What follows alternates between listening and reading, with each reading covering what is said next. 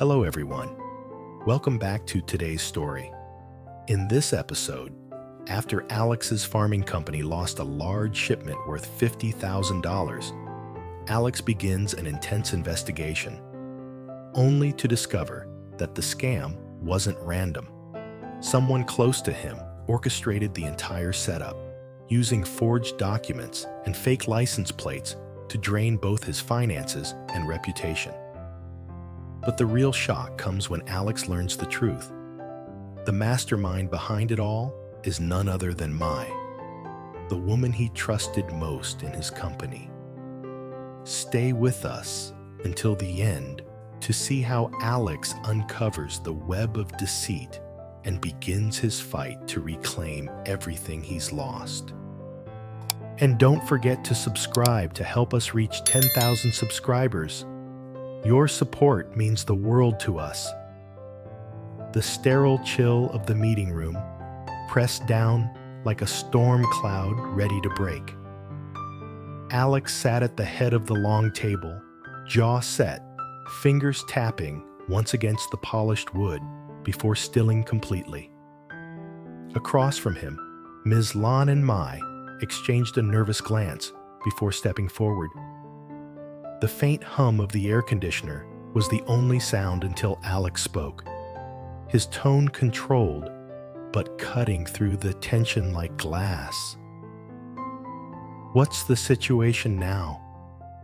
How far have we gone in the investigation? Ms. Lan swallowed hard. Sir, I've already sent people to track down the truck, but nothing yet. The license plates were fake. Everything was staged perfectly. Alex's expression didn't change, but his eyes darkened. Ms. Lan slid the folder forward. Contracts, inspection reports, delivery notes, all looked flawless. It was like staring at an elaborate illusion, every detail calculated. We trusted Mr. Sun, Ms. Lan confessed, her voice trembling slightly. He showed us certificates, clearances, even a company ID. Everything matched the registry. I didn't verify directly with the supplier. That was my mistake. Mai chimed in quietly, trying to stay neutral. I supervised the loading myself. Everything looked normal, but Ms. Lan should have double-checked the client before we finalized. Alex turned his gaze toward her, sharp and measured. This was a major shipment, Lan. $50,000 worth of produce. You should have called me, should have confirmed every document before signing. She bowed her head, guilt etched deep. Yes, sir. I take full responsibility. The air thickened as silence settled again. Alex leaned back, exhaling slowly, exhaustion creeping into his voice. This isn't just about one mistake, he murmured. It's about how easily trust blinded all of us. The entire system was manipulated from inside out. He pushed back from the table, decision hardening. We'll report everything to the police, and I want every trace of that impersonator investigated. Every name, every contact, every camera in the area. The words echoed in the room, commanding but heavy. When everyone finally dispersed, Alex was left alone. The hum of the fluorescent lights buzzed like insects in his skull. In front of him, the photo of Mr. Sun lay on the table, smiling, calm, deceitful. Alex stared at it for a long time. That smile burned into his mind. When he finally leaned back, fatigue hit him in waves. His company had built its reputation on trust, and now that trust had turned into a weapon against him. The documents on his desk looked like the remains of something sacred. Contracts once full of promise, now nothing more than symbols of betrayal. He rubbed his temples, whispering under his breath, "Who planned all this?" Across town, laughter and clinking glasses drowned in cafe chatter. In a shadowed corner, a man and woman sat facing each other, pretending to be strangers. The man's tone was low, confident. Everything went smoothly. He's too trusting. It's almost funny. The woman stirred her glass of water, eyes darting around. Are you sure it's safe? The police might track us. He's not someone who lets things go easily. He leaned closer, smirking. Relax. We changed everything. Plates, IDs, even the contact lists. By the time they piece it together, we'll be gone. Focus on keeping your role clean. You already played your part perfectly. She frowned. They're blaming Miss Lon now. Alex doesn't suspect anything yet. But what if he finds out I was the one who introduced Mr. Sun to the company? Then you play innocent, he said smoothly. Act shocked, act loyal. Remember, without you, he'd never have trusted us. You're his bridge. Don't break it yet. Her stomach twisted. You promised we'd stop after this. He chuckled under his breath. We will. But first, we wait. When the next shipment's ready, we strike again. Cleaner this time. She hesitated. I don't want to keep doing this. It's getting dangerous. The man's eyes hardened. Too late to back out. You're already in it, Mai. Her name cut through the air like a blade. Mai froze, hand trembling slightly before she masked it with a half smile. Don't say my name here.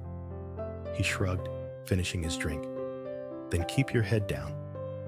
He stood, glanced around once, and muttered, Wait 5 minutes before you leave. When he disappeared into the crowd, Mai stayed seated, heart hammering against her ribs. She could hear her pulse louder than the music. Guilt flickered across her face, momentary, but real. Then she exhaled and forced a calm expression, walking out as if nothing had happened. Back at the office, Alex's phone rang. It was the police department confirming they'd begun analyzing the truck footage. He thanked them, his voice steady but mind racing.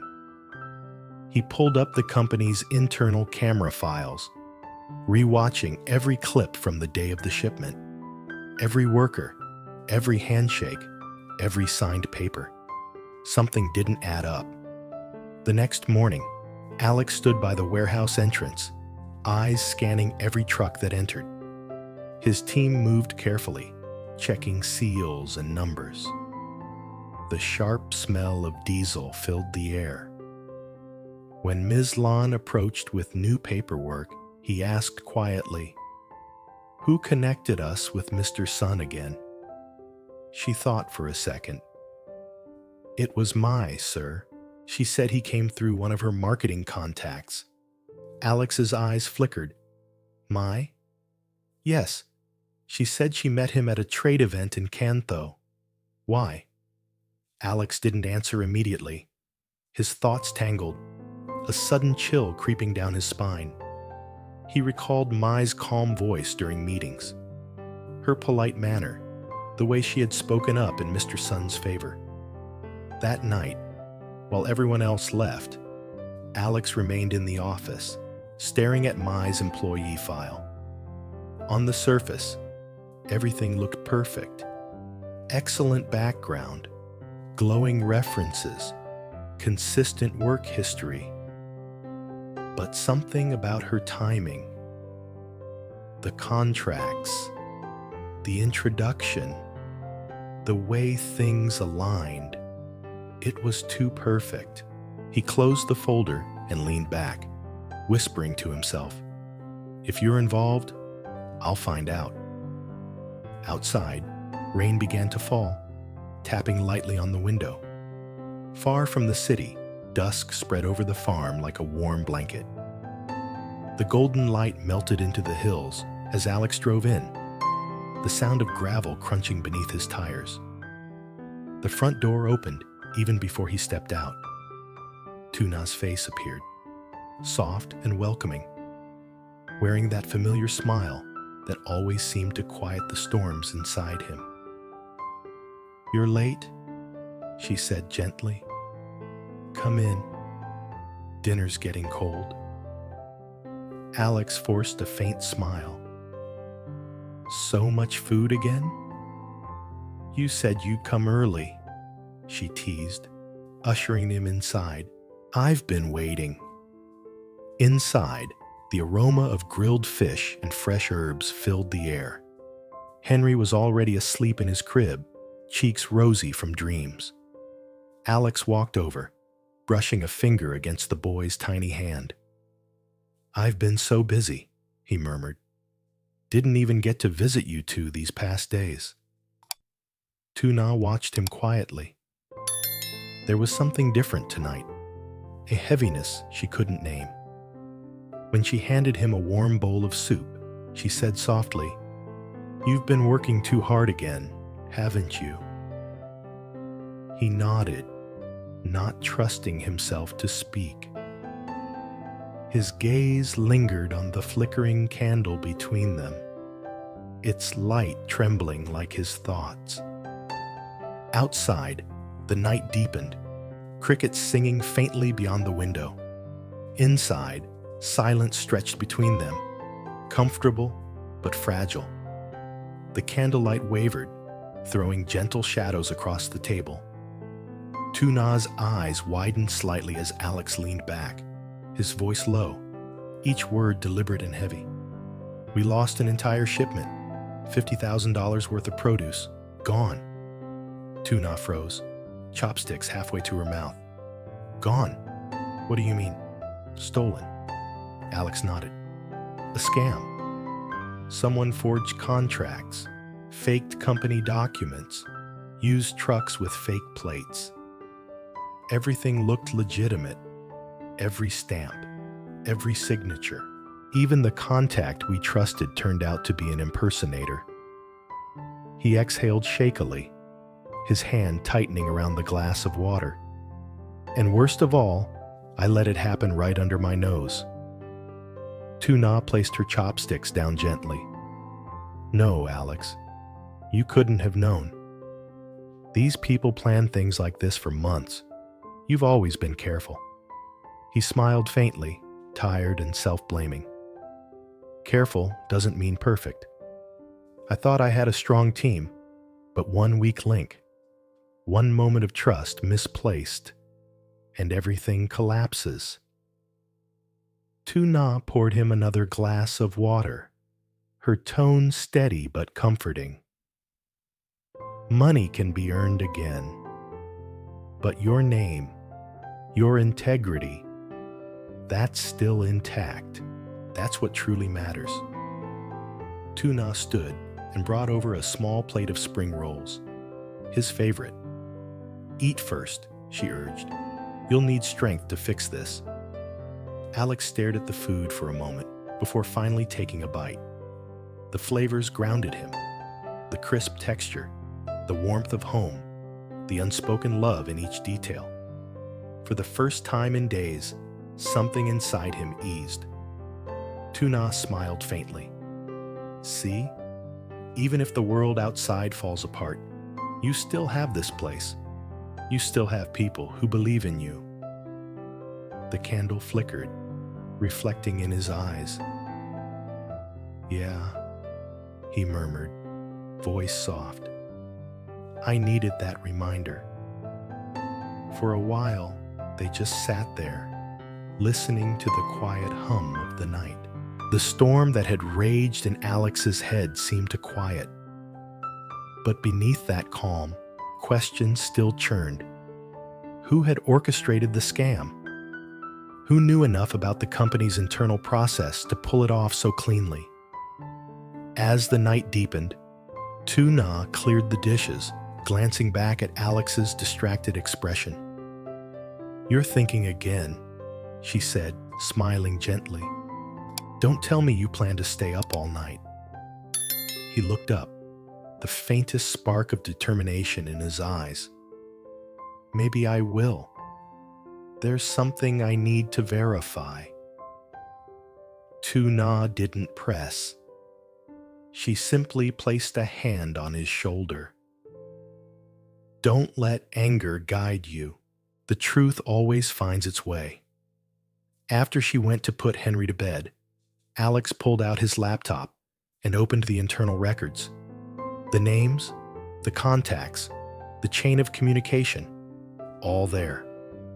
Then, a small detail caught his eye. The introduction email that connected his team with Mr. Sun came from an internal address, Mize. He stared at the screen. His breath hitched slightly. He zoomed in on the timestamp, 2 hours before the supposed meeting with the client. She had sent the file directly to Ms. Lan. A cold realization crawled down his spine. The next day, Alex arrived at the office earlier than usual.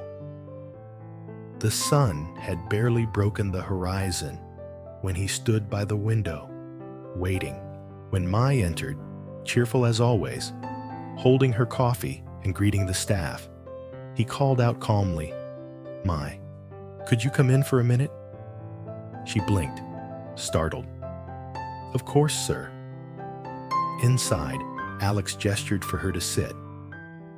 "I've been reviewing the files related to the missing shipment," he began, voice controlled but sharp. "I noticed the initial contact with Mr. Sun came from your company email." Mai froze for a fraction of a second before recovering. "Yes, Ms. Lan asked me to find new buyers in the Mekong area.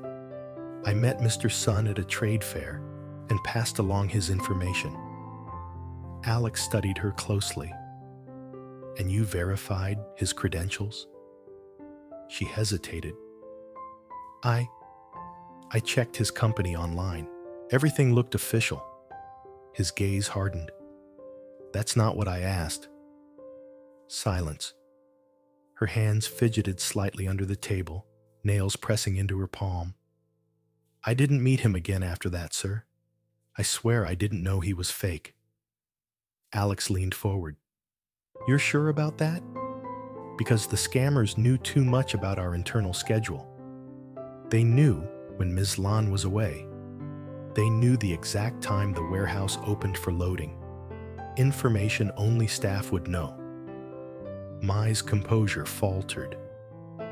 Her eyes darted to the side.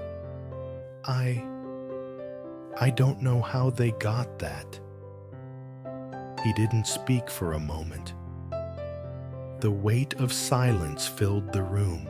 Finally, he said, "If you remember anything, any small detail, tell me immediately. Our future depends on it." Mai nodded quickly, almost too quickly. "Of course, sir."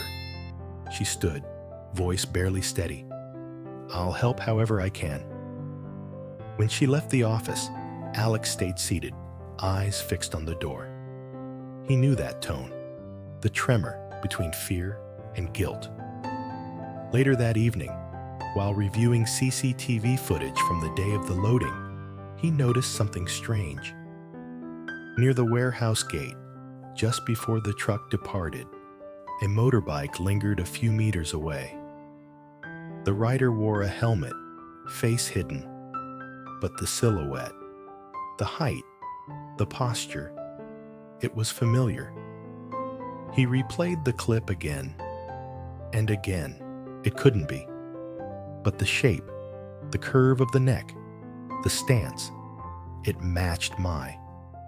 He sat back, realization sinking in like ice. The betrayal had come from within, and the person he least suspected might have orchestrated the entire scheme. The next day, Alex met privately with a police officer handling the case. "I think I know who's behind this," he said quietly, sliding a USB drive across the table. "But I need proof before confronting her." The officer nodded. "We'll keep it discreet. If she's involved, we'll find the connection." One afternoon, Alex received a confidential call from the investigator. "Mr. Alex, we traced one of the bank transfers from the scammer's account. It links to a personal account under the name Mein Nguyen." The phone nearly slipped from his hand. "Are you certain?" "Absolutely.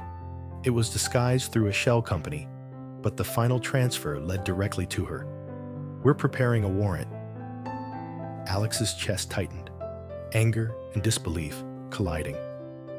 The very person he'd trusted, who sat across from him in meetings, smiled at his plans, promised loyalty, had betrayed him.